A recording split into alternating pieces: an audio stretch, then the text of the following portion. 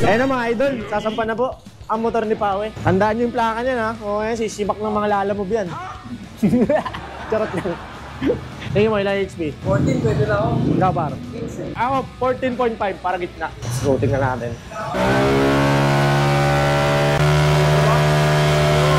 Magkano labor niyan? Para sa mga kanood dito? 1,000 lang.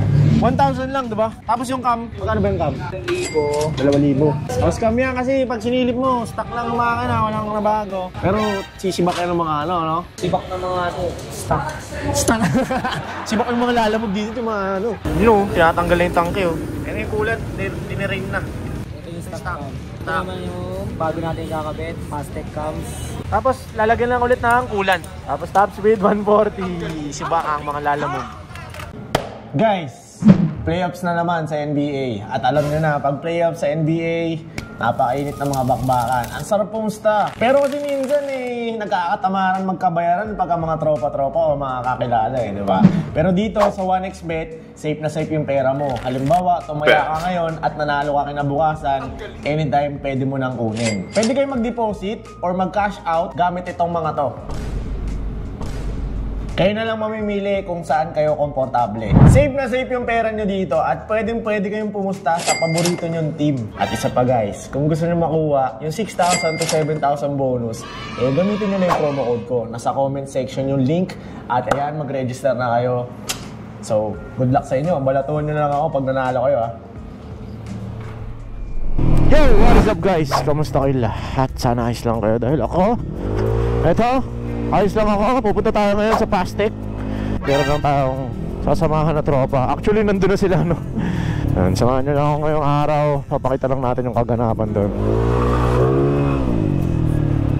Pupunta tayong Pastec dahil yung kaibigan natin na si Pawe bumili ng NMAX, no? So, syempre, kami mga tropa niya pag nag-rides, yung iba kargado, no? So, syempre, kailangan niyang mag-upgrade, no? Para, syempre, alam mo yun, di ba? Upgrade din. Nice. Dating kargado yung motor niya, yung Click 150 niya. Kargado yun, basic set ata.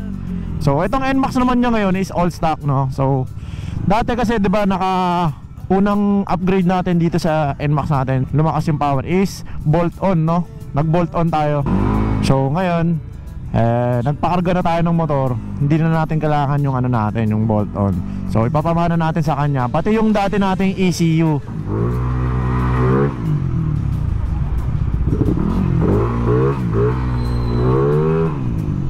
Which is yung A-Racer Mini X, no? Kasi naka Super X tayo yan. Yes, Super X. Hindi ko binigay. Binili niya to sa panalong halaga, syempre. Palugi ako. Pero okay lang naman dahil mapupunta sa tropa natin. So tara, punta muna tayo doon. Ang layo pa natin. Kulang-kulang isang oras pa yung biyahe natin kung matraffic. Let's go.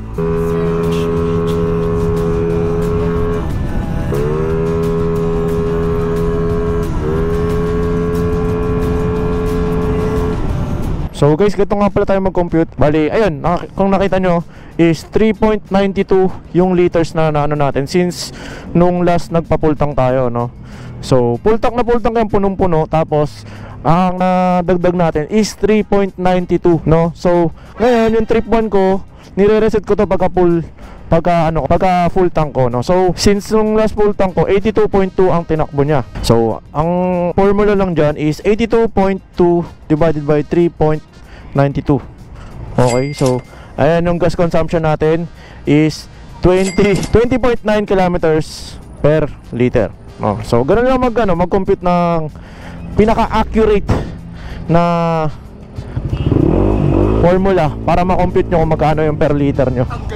Kasi minsan hindi accurate dito sa gauge natin. So, yun lang, shinare ko lang guys. So, balik tayo sa biyahe, let's go! So yun, what's up guys? Nandito na tayo sa Pastec, Tayuman. Ayan, dala na natin yung Mini X ni Pawe. Ayan si Pawe, oh. Si Lester, tsaka yung magkakabit, Boss Jedgar, Among Tunay, 01. So ayan, ito yung natin, yung Mini X. Papamana natin kay Pawe. So ayan, ako lang pala yung hinihintay nila. Sorry mga tol, galit yata kayo sa akin. Bale, libre ko yung food trip. Ayan tol, ikaw na bahala dyan tol. Ingatan ka nyan. So, bablog na natin to kasi, yun nga, magbo-bolt on si Pawe, no? Ako, nung nag-bolt on ako dati, natatandaan ko, ang konsumo ko sa gas is, ano yun walwal, tapos city driving. 29 kilometers per liter. No? 29 kilometers. Dating mga 35, 36 kilometers per liter pag nag-joyride tayo. Nung nagpa-bolt on ako, naging 29, 27, gano'n, 29, 27 kilometers per liter. No? So, ewan ko lang dito kay Pawe. No, ewan ko lang sa kanya kung ano maging experience niya. Tatanungin natin siya pag nagamit niya na. Sakto, uwi siya ng Mindoro. No, so, pero ang maganda kasi sa Bolton, ano ang gagalawin sa makina mo? Tama? Bali, ano yung pyesa na ilalagay lang doon? Cams lang. So, magkakaroon na ng power yon. Dagdag horsepower ka na. Tug-tug lang. Kaya bolt on. Safe na safe yun kahit iwalwal mo yun. Ako, sobra. Inano ko yun. Talagang winalwal ko yun. Kahit ilang buwan ko lang ginamit. 1 or 2 buwan lang. 1 buwan lang yun, no, pare? Wala pa 1 buwan kasi baliw ako sa motor. Ayun. 1 buwan ako nag-bolt on tapos nagpakarga agad ako. Yun o. Okay. So, yun. Walwal na walwal yung gawa ko doon. Kada stoplight. Kala mo NGO. Tapos hindi ko lang nga na top speed ng talagang full stretch. Pero ang pinaka speed ko doon is 136 ata, 133. 137 ba? Sinend ko ba sa'yo? Bitin yung kalsada, ano lang yun, 400 to 500 meters, no? So, yun, sa mga interesado dyan, yun, safe na safe yung Bolton, kaya lang lalakas nga lang onti sa gas. Siyempre, lumakas yung power ng motor mo, lalakas nga lang din siya sa konsumo ng gas. Pero sulit naman yan. Talagang kada piga mo, alam mo yun, bibigay niyo talaga yung gusto mo no? Ito dating kargado yan si Pawe. Basic set, no? Ayun, no? Gaganda yung tono tayo dito. Mas gaganda yung yung lalabas yung pa. Sakto, naka-pipe ka na rin, di ba? So, ayan. Ayan na, kakabit na ni parang Jedgar. Parang Jedgar works. Mabilis na ba yan? Mabilis na ba kabit yan? Mabilis lang to, boss. Kaya ni Boss Jedgar yan. Bola lang yan. Parang buho doon sa kabila, dadayin na lang sa pastek. Oo, dadayin na lang sa kabilang pastek. Hindi nakakalasin yung no? Diyan lang. Susungkitin lang. Oo, diba guys? Magkano labor niyan? Para sa mga kanood dito? 1,000 lang. 1,000 lang, diba? Tapos yung cam, magkano ba yung cam? Yung cam natin, 2,000. 2,000. Pang super scam. Oh, super scam? Super scam ba tawag dyan? Scam yan. Oh, scam yan kasi pag sinilip mo, stock lang ang makina, walang nabago. Ang super scam. Nakaganyan tayo dati, guys. Worth it na yung 4,000 nyo. 4,000, no? 4,000. Mag-ready na kayo doon. Oh, 4,000. May coolant na, labor, cam gear. Coolant? Yes, boss. Ay, i-drain ba yung coolant yan? Yes. Ay, i-drain yung coolant. Okay, so 4K, lahat na yun. Pero mas maganda mag-ready kayo ng siyempre, totonoan nyo pa yung CVT, di ba? CVT tas pipe, no? Para talagang solid yung hindi masisilip sa makina nyo na merong binago, diba? Pero sisibak kayo ng mga no? Sibak ng mga stock. Sibak yung mga lalamog dito yung mga So, ayun. Kakabit na ni Boss Jedgar yan. Pakita ko sa inyo mamaya kung binolt on. O kung parang may kinabit na dun sa Saan ba ikakabit yun? Sa head. Sa ibabaw ng head ikakabit. Sabi ni Boss Jedgar. Okay. Tingnan natin. Tatapon kasi yung kulat. So, sa 4,000 na binanggit ni Boss, yun, kasama na yun. Kulat, cam, tsaka cam gear pala, labor. So, siguro mag-ready kayo ng mga 12,000. Kasi magda-dyno pa kayo. Maganda yung dyno nyo din, di ba? Naka-pipe si Pawe. Rev exhaust. Bago pa, ayaw pa tanggalin, no? Pawe, tanggalin ko na to. Hindi, joke lang. Nangiilam no? Ayun, bago pa yan. Huwag bawag. Bakit ba ganyan? Wala? Yan, mang-scam na yung tropa natin. So yun, papakita ko sa inyo pagkakinabit na yung cam gear. Yo mga tol, nga pala, kuha na natin yung shirt natin. Ayan, Dunkin Concept by Boss Barak Clothing. So shoutout sa mga tropang Dunkin Concept din sa Barangka. Teka lang, bubad lang ako Hindi, wag na, patong na lang natin. Ayun, kay Lester na din Hey! Sakto lang. Par. Shoutout sa Dunkin Concept. Tinatanggal na yung tangke Yan yung kulat, dinirain na. I ain't hold on to anything dragging me down. Wake up in the AM, say a prayer, then I leave out. Make sure when it come to us, the comments, they don't leave out. Yeah, I got my dogs in the back, better keep out. Oh damn, yeah, we special. Start to the finish and we reaching at the threshold. Run it while you young, one day you gotta get old. If it ain't good for you, more time you gotta let go. And you let it go to your head while you do that Yun. So, ayan na guys. Ayan dyan yung stock. Ito boss, ito yung stock Stock. cam. Ito naman yung bago natin kakabit, Fastech cams. Fastech cams yan. May Papa Alan Swansing. Yan na, kakabit na. Kaya bolt on, no? Kasi, let's bolt on. Yeah. 140 na top speed yan, par. Par, 140 na top speed mo, par. Sibak lahat ng stock sa inyo yan, par. Tapos, cam gear na gagamitin. Ayan, cam gear. 2DP1, cam gear. Ano tatak niyan, boss? 2DP Yamaha. Yamaha. Ayan yung cam gear. Cam gear, tama? Yes.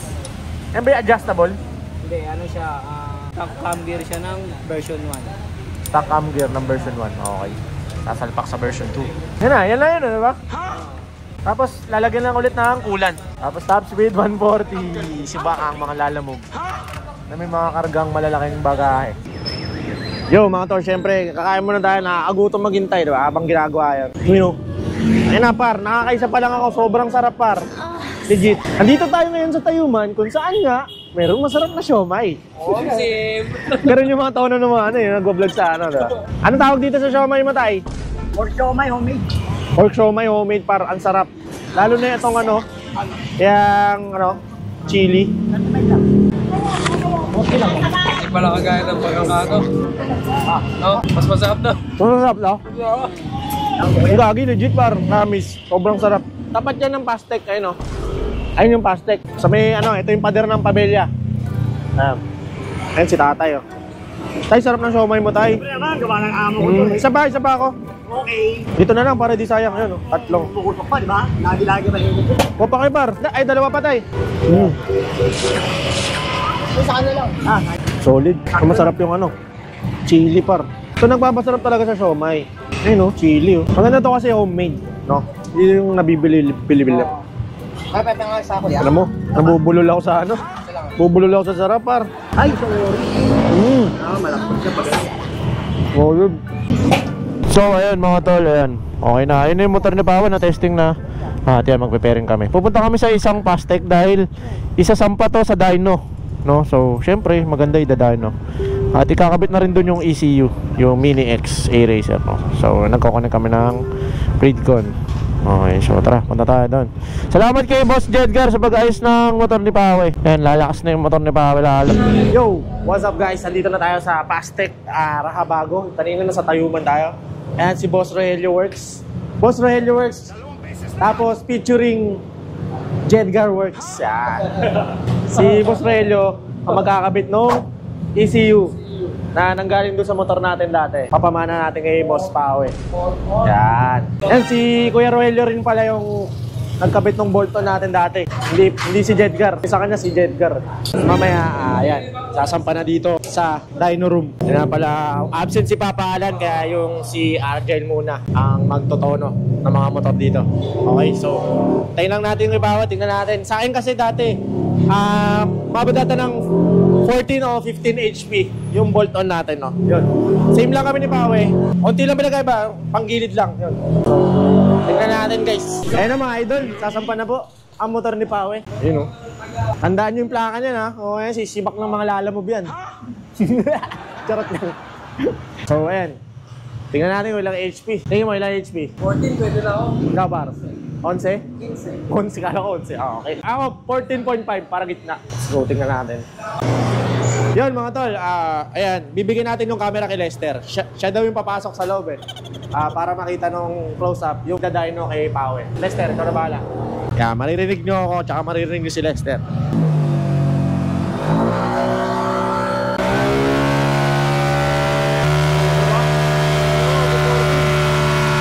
Supporting siya guys, supporting. So ayan, ano kayang masasabi nila sa loob? 1617. 13.8?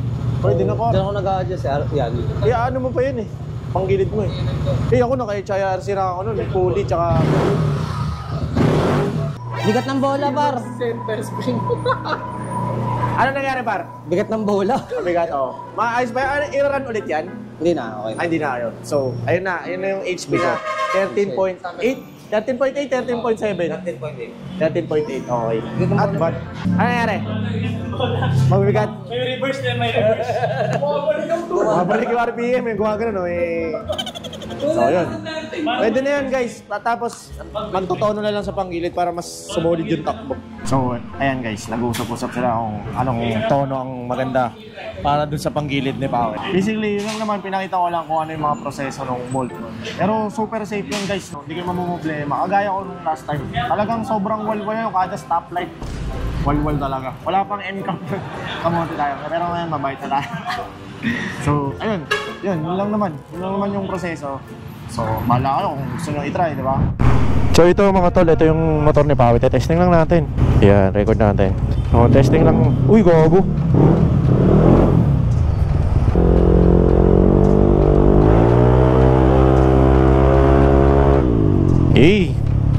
Testing lang natin sa medyo mahaba-haba. Ito, testing natin guys, medyo mahaba-haba konti.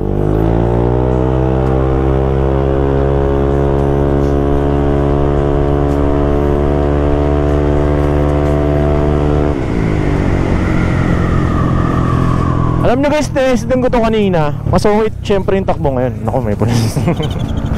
Tinesting ko to kanina, mas okay yung takbo ngayon kaysa sa kanina. Syempre, na-tune na.